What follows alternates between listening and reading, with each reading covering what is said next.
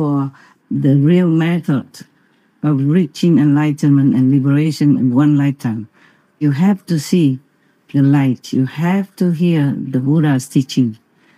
They call it the currents from the higher dimension, which is in your body also.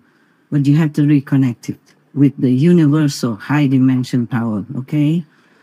If not, then you can sit forever like the student of that Zen master who keep sitting there. And the teacher went and show him that polishing the bricks cannot make them into a mirror. So whatever you want to practice, just continue with the Kuan Yin meditation, which is the direct connection with the universal power, with Buddha's land in all directions, with God's heavenly abode. And do not feel proud of that either, okay? If you improve yourself each day, become more and more enlightened, then be happy, be grateful. Thank God, thank all the masters and the Buddhas that bless you and help you to have that meditation shortcut in your life, their blessing to protect you, and that you can also practice and bless yourself and bless the world to some degree at the same time. Just always be grateful, be humble, okay? That's the way, yeah?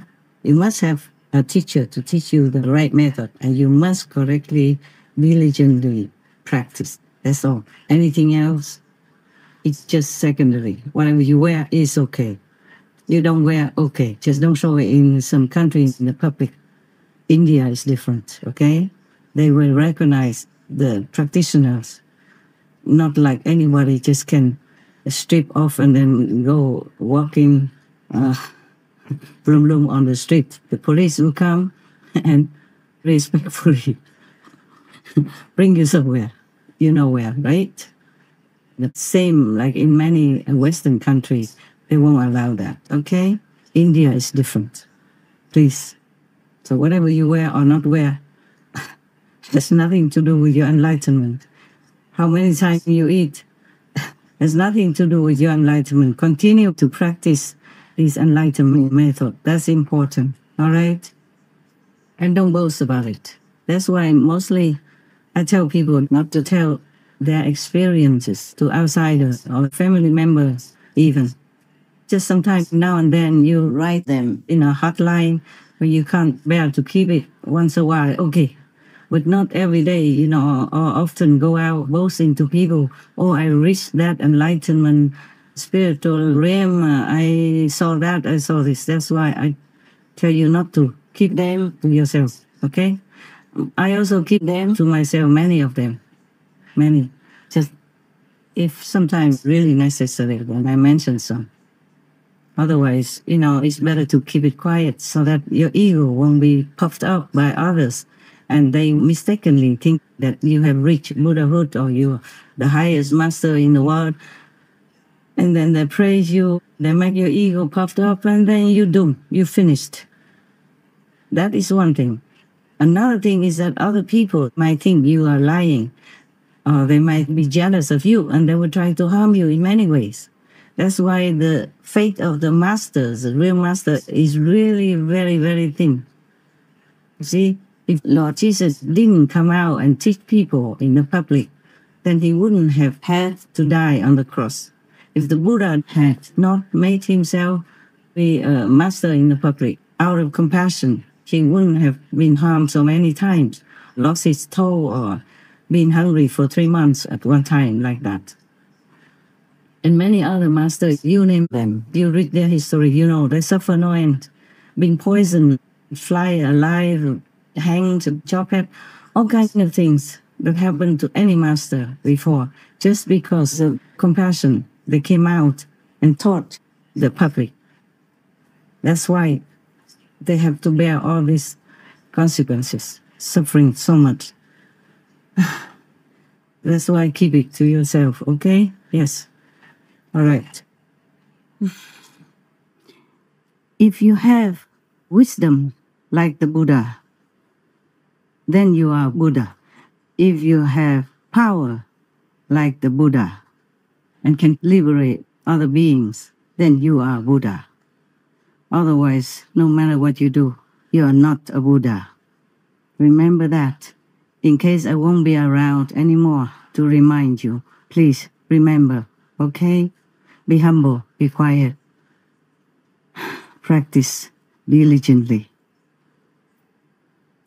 And some of you want to be monks in our group again. I have told you for a long time already that we don't accept any more monks or nuns. There's no need. You just have that noble ideal and aspiration in your head and continue to live in the world and try to spread the truth. Try to encourage people to live a virtuous, compassionate life. That would be monkhood already.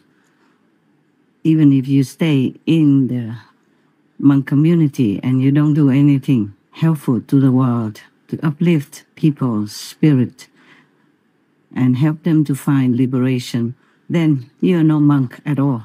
The robe doesn't make you a monk, okay? And just in case you don't know, we had more than 500 monks before in my ashram. And then slowly, the numbers decreased because maybe not suitable to some. And the most unsuitable is they have some gender issue. It's not because you are gay or you are a lesbian, you can't practice spiritually. It's not like that. It's just that in the monk community, we live very close together, you know. In my case, we have one mountain for the monks and the other mountain for me and the nuns. It was like that. But still, within the nuns community, there was trouble, you know, it happened. Some issues arose, so then later we had to separate. The real monks and nuns, they stay, and the rest continue to practice at home. Because if the lesbian and nuns, at that time we even had to sleep like two people in one tent sometimes. Yes, and it's not very convenient.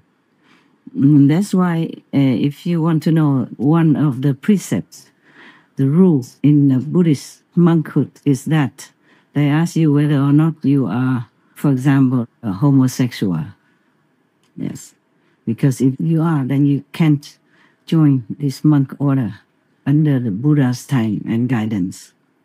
And nowadays, in modern times, it's still the same. They still have that precept.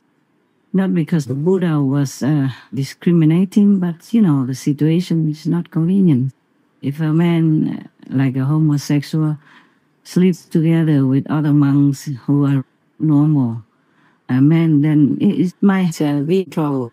That's all there is. Yeah, so in case you think of becoming monks and nuns in my group, we don't need any more. Number two, if you want to be monk outside in another community of Buddhism, please think twice and check yourself. It's because sometimes it's not like the monks or the nuns lying about their gender or anything. It's just sometimes they don't know in advance until they came in and then things happen. So you have to check well, okay? Yeah, check yourself well. Don't point fingers at anybody else. First, point a finger at yourself to check everything about you, not to check anybody else, okay? Yeah.